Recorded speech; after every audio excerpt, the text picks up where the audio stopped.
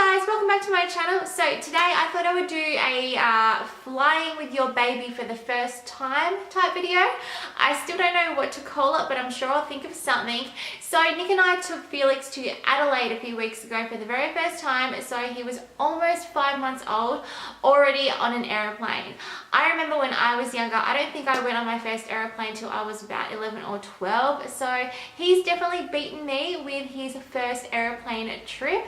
And yeah, I just wanted to share with you guys some tips and tricks and just essentially what Nick and I did to help make Felix's very first aeroplane trip as comfortable as possible, because obviously as brand new parents we were a bit anxious about how he would go, how his ears would handle the pressure, because Nick actually does get quite bad ears on airplanes nearly every time we fly. So I was really worried that would happen to Felix. So if you guys are interested in finding out what Nick and I did to prepare for the trip, what we took, and yeah, any tips and tricks, then please keep on watching. So once the tickets were booked, the first thing I actually did was ask for help.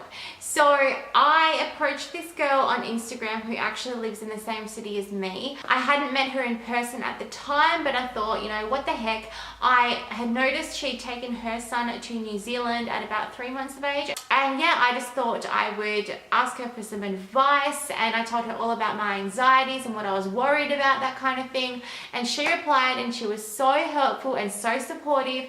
She gave me so much advice and told me what she bought on her trip, and she also lent us her traveling pram as well, because we didn't want to take our main pram on the plane because they can be quite rough on the airplane and just like toss around stuff and not really care. Our pram was quite expensive, so we really didn't want to risk that. So it was really nice of Sophie to loan us her traveling pram. Otherwise we would have had to hire one, and that would have ended up costing us a bit of money. Also, she lent us the cutest little outfit that Felix is wearing in this photo here. This is from my Instagram. Her little boy wore this on his first trip, so I'm actually really glad I reached out and asked for some help, because not only was it beneficial for me and for our family to gain some help and advice from somebody else who had already been through that experience, I also now have a new mummy friend, and I think it's really good to have other mummy friends when you are a new mum, because it really does take a lot of the stress away, and it's just really helpful, and you guys can chat about a lot of stuff you've got in common. So I'm really glad that we talk now, and I'm really glad that I met her in person. She's an absolutely lovely girl. So now I'm going to be talking about what we actually packed. Now keep in mind that when you are traveling with a baby, a lot of your baby stuff travels for free. So I do believe the nappy bag is like an extra carry-on that you can have for free. So take advantage of that. Shove your phone in, your charger in, your drink bottle, your snacks. As long as they still fit, you can like use that for some of your stuff that don't fit in like your carry-on luggage or your handbag. Also, you can check in porta cots, prams, car seats, what else? Just like baby related items. You can check them in for free. You don't have to pay for those things, which is so awesome, and it just makes you not as stressed or have to worry about it. Because when I originally started to plan this trip, I was like, oh my gosh, it's going to cost so much money to travel with Felix, because he has so much furniture and so many things we need to bring because he's a baby. And yeah, it turns out that a lot of the stuff is free, so that was really, really cool. What we packed.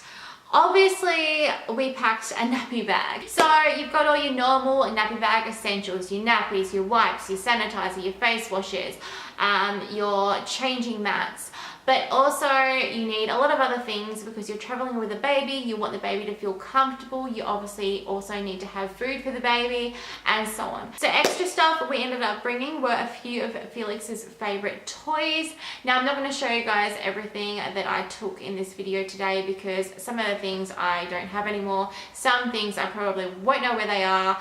And I can't be bothered, to be honest, so I'll just talk about them today. So yeah, we took a few of Felix's favorite toys and a few things that like made noise. So you could even just like scrunch up bits of paper to distract the babies. And we also bought a few blankets to make Felix feel comfortable on the plane, because that was the goal, to make him feel really comfortable so he could have a sleep and not have to stress about things too much, because obviously airplanes are quite noisy. There's a lot going on them, and there's a lot of people hospital on there too, so it's a very different environment for a baby.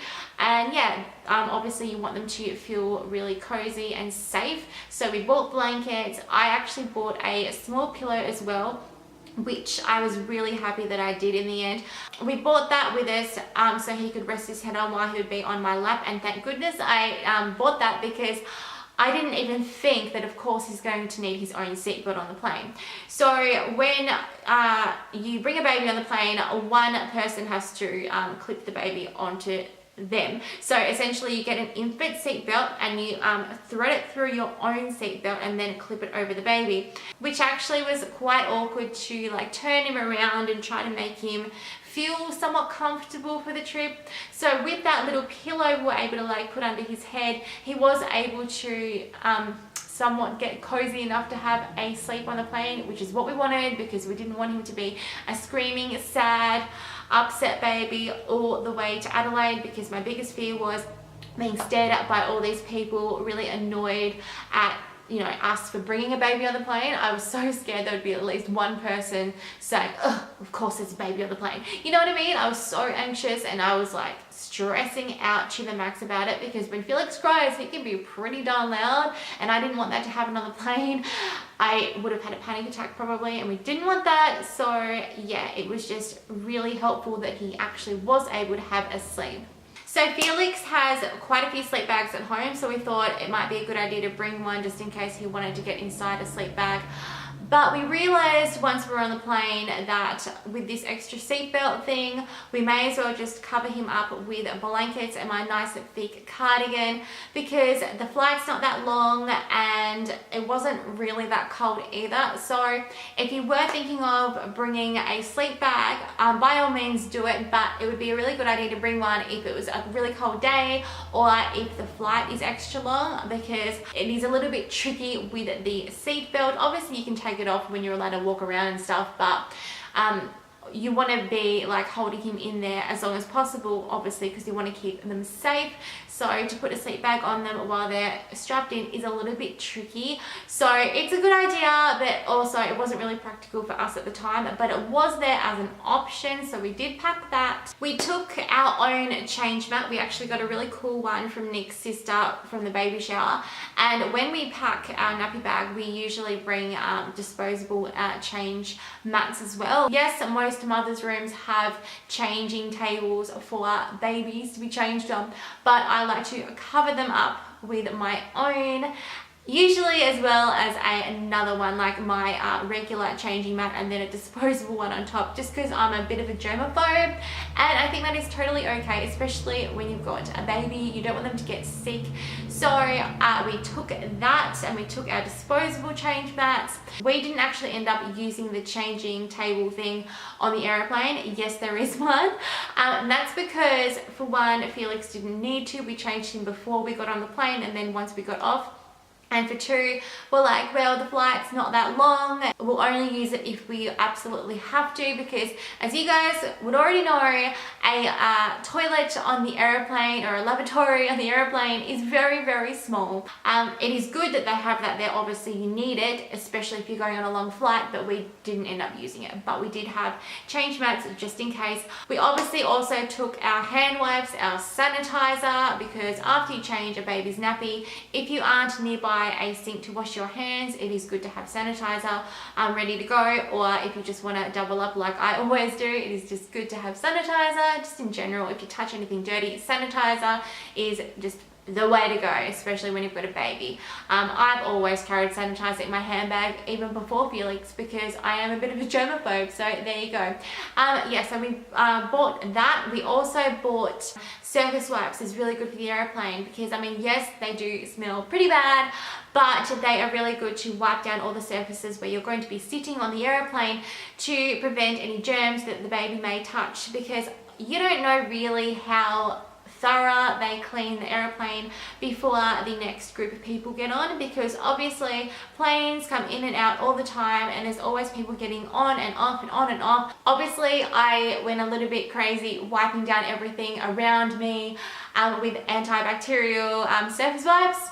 Nothing wrong with that. I just wanted to keep my son safe and healthy. But the thing is, you don't know how many people on that plane are sick or sick and don't know that they're sick. So another way to try to minimize germs around your family is to actually turn off the aircon above your head. And that will stop circulating the germs on the airplane as much around where you're sitting. I mean, obviously you're still going to be breathing in the same oxygen as everybody else because you're all sharing an aircraft together, but it will minimize it a little bit. Okay, so then there's food, obviously. Now, Felix is both breastfed and formula fed. So we packed a few bottles with enough previously boiled water inside. So obviously the water was cooled down. But yeah, obviously you can't make formula with regular water. It has to be boiled and then cooled down. And then we matched it with like little sanitized containers of formula, which were like double wrapped. So everything was hygienic and yeah, all good to go. So I don't even think we ended up using the formula on the plane at all because I chose to breastfeed in the end. The formula just stayed in the bag and it was a bit bulky and annoying, but it was there if we needed it, and that was the main thing. Now, if you are exclusively breastfeeding, you can pump your milk and bring that with you instead. I can't speak for international flights. I don't know whether they're a bit more strict on that, but I'm pretty sure that on a domestic flight you can bring your own pumped or expressed breast milk with you. The only thing is I don't know how it would have worked with heating up milk on the airplane, because there's been a lot of controversy, I suppose, over whether cafes should be giving parents boiling hot water to heat up their babies' bottles in public. There was one cafe in particular that were happy to do it in Adelaide, and then there was another one in the airport in Melbourne that didn't really want to do it, so they only gave us warm water and it didn't work. And that is because they obviously don't want to get sued in case you accidentally spill your boiling hot water on the baby. But it's all protocol, they're all trying to protect themselves, and I understand that. So I don't know how it would have gone on the actual airplane to heat up the milk. That would have been a bit of an issue perhaps. Felix has drank cold formula before. I absolutely hate it. We only ever do that in emergencies. But otherwise, if there was a way, or whether the flight attendants were happy to give you a little bit of hot water to heat up that formula or breast milk, then that would have been really awesome. So to be honest, I'm glad that we didn't actually end up using it and we just used my boobs, because I mean, handy. But yeah, sometimes it is a little bit tricky to make formula in public, as a lot of mummies out there would understand. So yeah, but it's always an option. If your baby is really that hungry, yes, you can feed them cold formula. It's just not really, like, it doesn't seem like it's very nice. But I actually read online that some babies prefer it. Don't know how, but I know my baby definitely doesn't prefer cold formula. He definitely likes it warmed up, so that's how I like it. But yeah. So now I want to talk about the obvious. There is hurting when they pop. So I was told by my mum and by a few other fellow mummies that it is a very good idea to breastfeed Felix on takeoff and on landing. Apparently they have more issues coming down than going up in the air, but I wanted to make sure I breastfed him both on takeoff and on landing anyway, because I literally would have had such a broken little heart if he got really bad ears like Nick does, because he's so young. He wouldn't have understood what was going on, and there wouldn't have been much I could possibly do to help comfort him except really cuddle him and try to breastfeed him some more. Lucky he wasn't that bad. He actually didn't really get that upset at all. He only really got upset the once, and that was going to Adelaide when we came down, and it wasn't as bad as I thought. It was over pretty quickly. What I did was I breastfed him. I took deep breaths so I didn't make him feel worked up, because babies can definitely pick up when you are stressed. So I try to keep that one in mind because I have really bad anxiety. I sang to him and I gave him lots of kisses, and he was so brave. And then the following 2 plane trips home, he was actually quite fine. He only cried the once, I think, and that was when we had to wake him up from a nap because we had to get off the plane and onto the next one. Now, if you don't breastfeed, you can do the same thing with a bottle, or you could give your baby a dummy. The whole idea is to get like the jaw moving. It's the same thing as if you or I would be chewing gum on the plane to help with the ears, or if you're eating snacks. If you're going to be taking a dummy on the plane, make sure to get a dummy clip cord thingy. I actually don't have any of those, to be honest, because Felix doesn't like dummies. He hates them, he throws them away. So there's no point. But if your child likes dummies, definitely get a clip cord thing that they can clip on their clothing. Otherwise, if it falls on the floor, you have no idea what germs is on that floor. Also, what we did was to help with his ears, we gave him some Panadol half an hour before the flight. Maybe it worked, I don't know. I can't really ask him, but he seemed to be okay, especially on the trips home. So yeah, that was a good idea in my opinion, and I would definitely do it again and recommend, but you don't have to. It's a personal choice. So other things we bought, I think there's not too much else. We bought spare outfits in case Felix had an accident. We bought bibs in case Felix ended up having a bottle of formula on the plane. And we bought our own snacks as well, which is pretty normal. Most people bring snacks on an airplane, as well as a couple of bottles of water. So I think that is everything that we bought and what we did. If I've forgotten anything, obviously it wasn't that important. But yeah, that's basically what we did, what we bought on Felix's first trip. I just want to quickly add too that yes, there is a chance that your baby may get upset on the plane. It is normal. It is an experience they've never had before. Obviously, there's a lot of strangers around them too. And there's new smells, a lot of loud noises. So there's a chance that they could get a little bit irritable. And if they do cry or scream during the flight, it is going to be okay. You will get through it, and if anybody does get annoyed or offended by that, then just ignore them. Honestly, they're not even worth the time of day.